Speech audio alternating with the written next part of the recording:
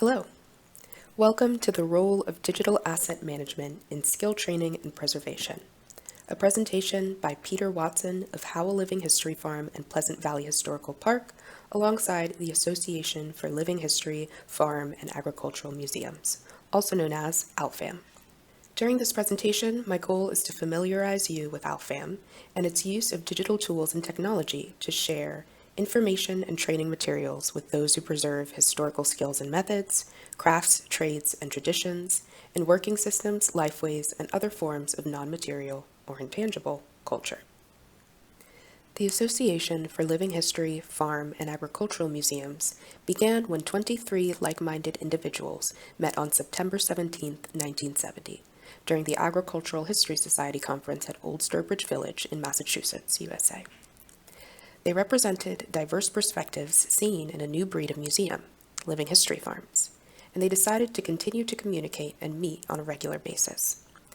The Association for Living Historical Farms and Agricultural Museums, which was ALHFAM's original handle, was organized in November 20, 1970, and the first issue of the Living Historical Farms Bulletin, now the ALHFAM Bulletin, was published on December 1, 1970.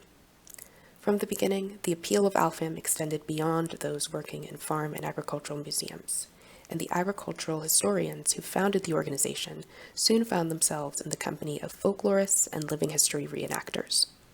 A well-placed comma in 1998 changed the organizational name to the Association for Living History, Farm, and Agricultural Museums in recognition of the expanded membership.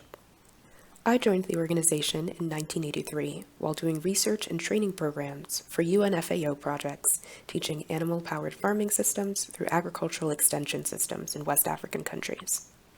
A colleague named Dick Rosenberg told me that agricultural museums and living history farms would be a good source of yoke designs and fabrication methods.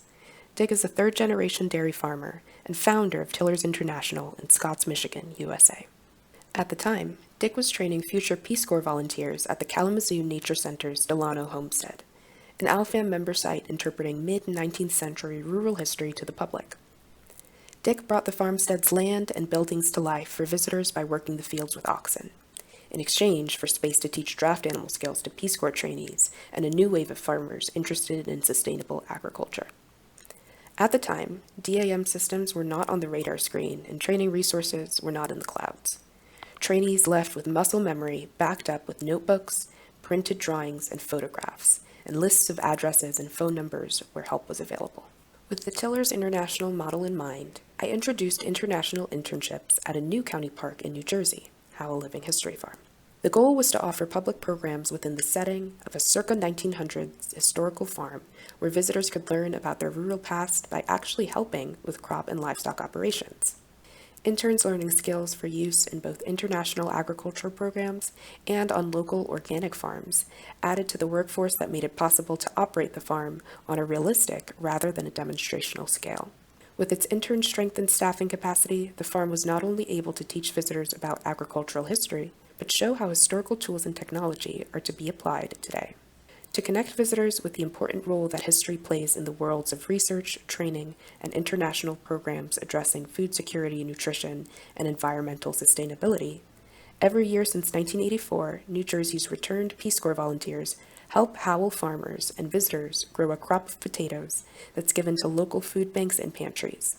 When this agricultural education program in place for more than 3 decades when COVID-19 hit in March of 2020, Howell Farm doubled its potato acreage, tripled its flock of chickens, milled grains used for programs into flour for food pantries, and gave all of its wool to volunteers who turned it into mittens and scarves for people in need.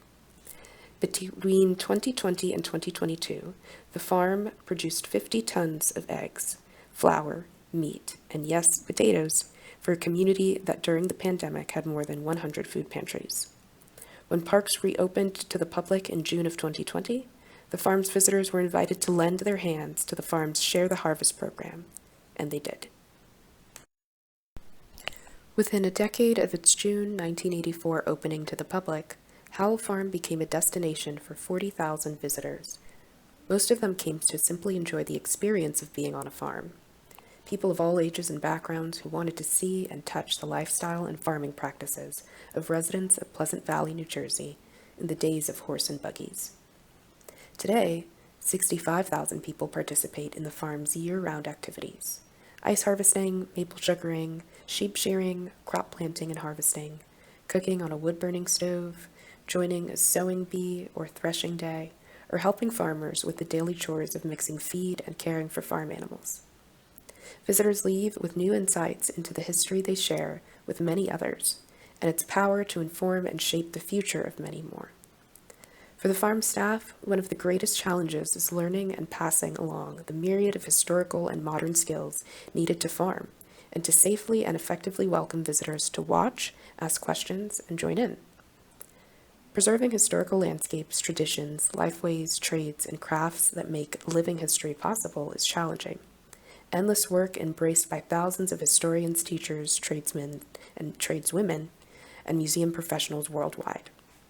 Organizations like EXARC, IEMA, ICOM, and ALHFAM are among the many committed to advancing the research, planning, programming, exhibitions, outreach, and advocacy that the job entails. Can places like Howell Farm, Tillers International, Old Sturbridge Village, Colonial Williamsburg, and Lorisham Historical Site in Lorisch, Germany, or any of ALHFAM's other 300 institutional members, really learn, practice, and pass forward their living collections of skills, and do what the mission says, make history relevant to contemporary lives? When I asked Dick Rosenberg what a visitor to the Delano homestead could take away in terms of practical recycled history that could be used in someone's backyard today, he thought for a moment and said, "Well, how about fence posts? All the old-timers around here tell you to put an angle on top of your fence posts and face their angles north to keep the exposed wood fibers frozen as much as possible during the late winter, when those freezing nights, thawing days that are so good for maple sugaring wreak havoc on the tops of posts. Having made the mistake myself, opting for a more aesthetically pleasing result by facing the angle tops of my own garden fence posts outward, I know that those old-timers who knew about fences would consider me one of those new people who just don't understand the cost of discounting old wisdom, and who will pay the price by having to use those plastic caps now sold at Home Depot."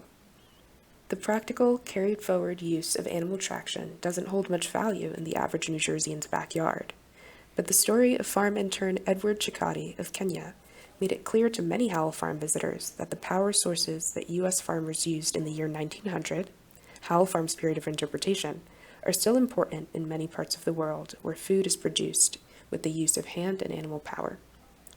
Asked archaeologist Klaus Kropp or veterinarian Barbara Corson what the bones of Lorisch Abbey's oxen tell us about the effects of ill-fitting yokes. Ask Dick Rosenberg what Lorisham's research into three-pad collars holds for farmers using oxen for power in Uganda today. But as everyone here knows, the practical knowledge and skills needed to plow a field, case-harden a plowshare, or operate a mill, shipyard, print shop, or village with historical accuracy can be as fragile as the hands that hold them, and as fleeting as the time it takes for an internship, a career, or a lifetime to end. Allowing that daily hands-on and minds-on use and sharing of skills and knowledge is what it takes to ensure the survival of the kinds of skills and knowledge we are talking about.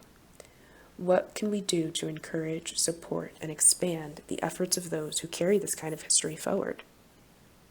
Digital asset management tools have been around for decades, and thanks to continuing improvements, give us new ways to acquire and share information valuable to new generations of practitioners. RETOLD is an amazing, inspiring example that is unfolding before our eyes at this conference. Other DAM apps are being developed that read and timestamp video and audio footage, enabling us to pinpoint information that might otherwise take hours to find. ALHFAM's relatively new, but already being upgraded skill and knowledge database, ASK, is creating access to training materials outside the borders of live, hands-on workshops. ASK was born of a frustrating search to locate a how-to paper that I'd heard given at an ALHFAM conference. A computer engineer who volunteered at Howell Farm heard me complain and was sympathetic. Matt Miller is here with us today and can correct me if I'm wrong. At the time, ALHFAM had just completed a year-long strategic planning process, and its board was open to our plea. A database that would create easier access to the organization's archive of conference papers, bulletins, training materials, and other resources produced by members. After 2 years full of planning and scanning, we presented ASK at ALHFAM's 2013 conference in Ohio. The searchable database held the how-to paper I had been looking for and was well received and used by members. It fit well with the board's related work conducting a skills survey, taking a member-wide skill inventory, and exploring the possibility of a skill bank, which would be a worldwide logbook where individuals and the skills they held would be recorded. The database now holds skill clips, short 3 to 5 minute training videos, along with other materials generated through the organization's Skills, Training, and Preservation Committee.